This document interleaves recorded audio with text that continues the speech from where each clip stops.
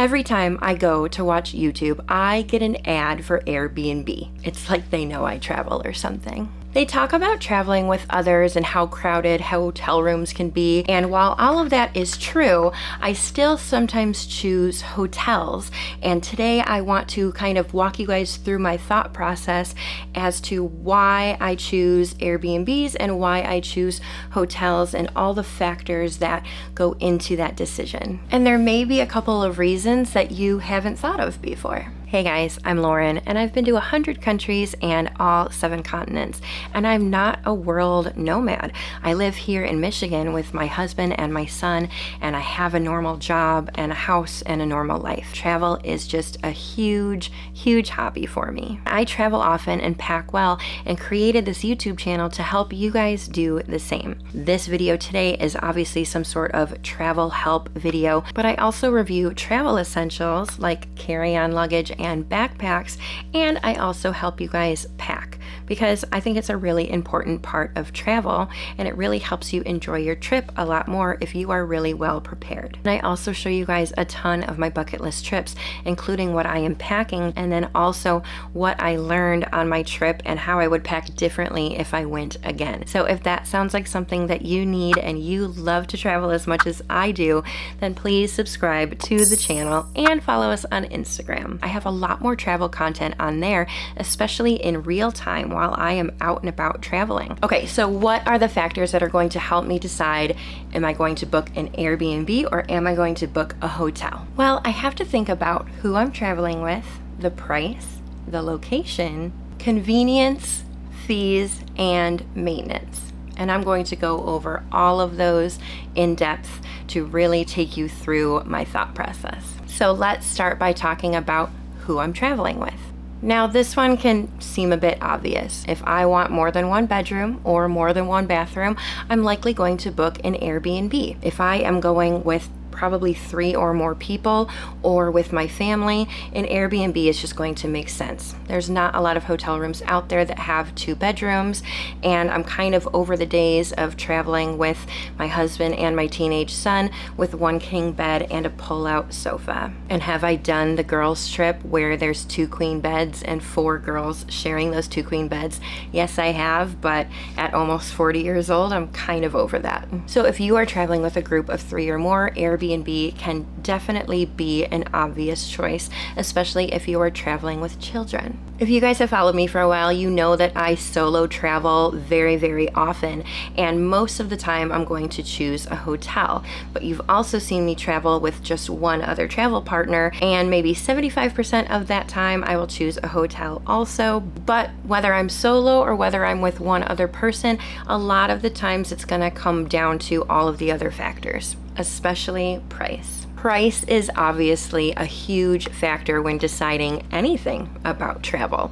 Hey, it probably even factors into where you've decided to travel to. And if it's just you going or just you and one other person, sometimes a hotel can really be the budget option, leaving more room for activities throughout your trip. So just for fun, price out Airbnbs and price out hotels. I was actually shocked when researching some accommodations for one of my upcoming trips where Airbnbs were ridiculously cheap, even with the additional fees, which we'll talk about later. But typically an Airbnb is going to be more expensive than a hotel. I mean, it makes sense. You're getting all of that extra room. We need to talk about location. If you guys have watched any of my travel planning videos, you know that I'm obsessed with favoriting things on Google Maps. And so then when I look at the city that I am going to, I have all of these little hearts everywhere that I want to travel. I always suggest that you do this, especially when you're going to research where to stay. And my biggest reason for doing that, so that you can pick a place to stay in the surrounding area of where all of those hearts are on your map. It just makes sense. If everything that I'm doing is here, then why on earth would I stay way out here? Even if it is cheaper to stay way out there, you still have to factor in the time and money that it takes to go back and forth to your Airbnb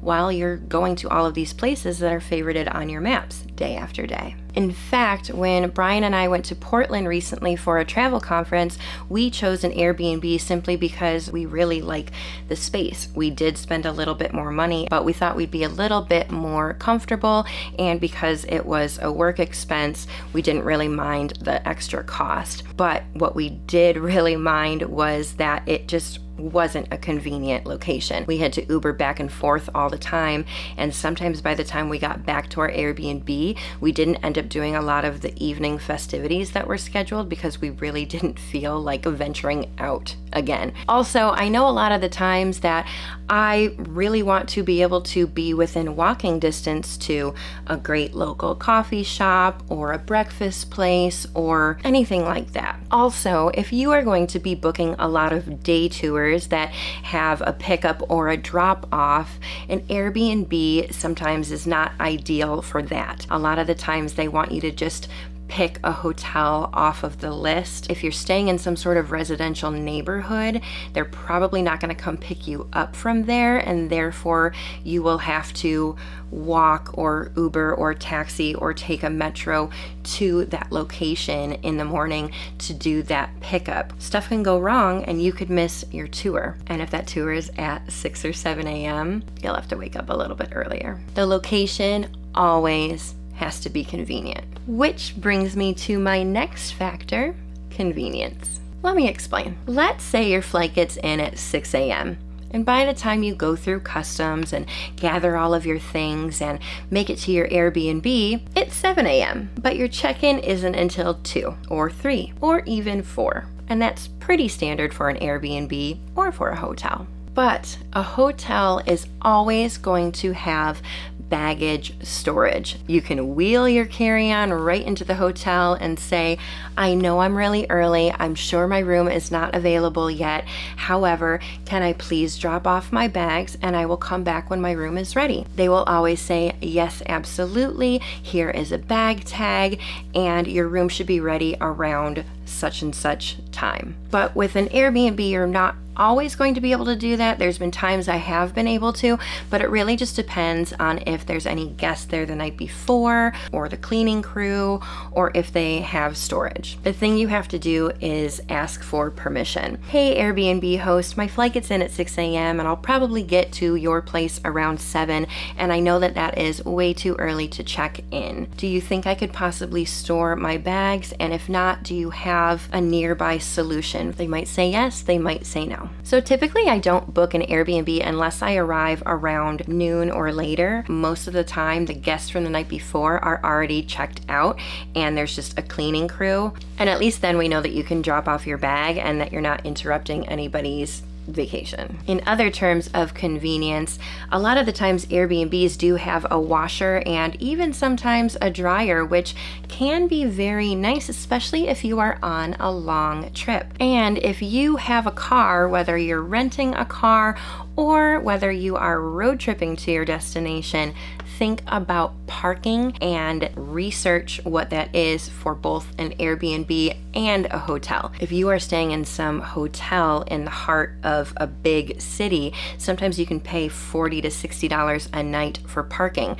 which then really bumps that price up, doesn't it? But also for an Airbnb, if you are in a purely residential neighborhood, they may not have parking, and you may have to park several blocks away or still pay for some sort of parking lot or parking garage. So definitely research parking if you are a car on vacation type of person. Now, we can't talk about Airbnbs without talking about the fees. Let's take a look at some of my Airbnb receipts. This is a receipt for an Airbnb I'm staying in the future, and this is an example of a really good price and fee situation. I'm paying $60 a night for 4 nights, $240. Cool. And then I have a $20 cleaning fee, which is pretty good. A service fee of $36.71. Yes, Airbnb gives a service fee. which brings my grand total for 4 nights to $296.71, which equals out to $74 a night, which is incredible. However, here is an example of a lot of fees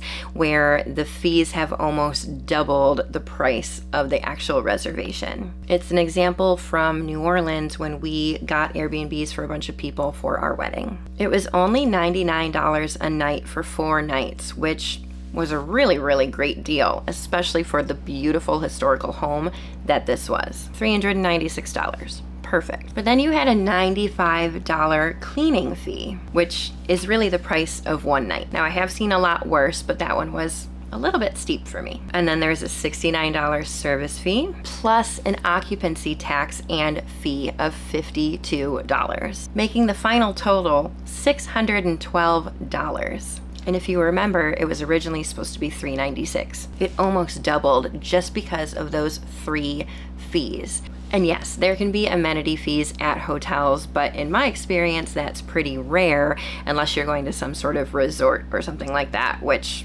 isn't really typically my vibe. So my point is, before you press book on Airbnb, go ahead and look at that final total. It's all about the research, guys. So much research goes into travel for me, especially if I want to stay on a budget. With the added fees also comes maintenance. And if you've ever stayed in an Airbnb, you know what I'm talking about. And it's really been a hot topic lately. So once you check into an Airbnb, there will usually be some sort of folder or laminated notes that just kind of say checkout procedures and average things about the house, Wi-Fi codes, stuff like that. And it's pretty normal for an Airbnb host to ask you to take out the trash and try not to leave any dishes in the sink. And that is totally common courtesy. But there's also some Airbnb hosts that are going to ask you to strip the beds, throw them in the washer, especially with the towels and everything too.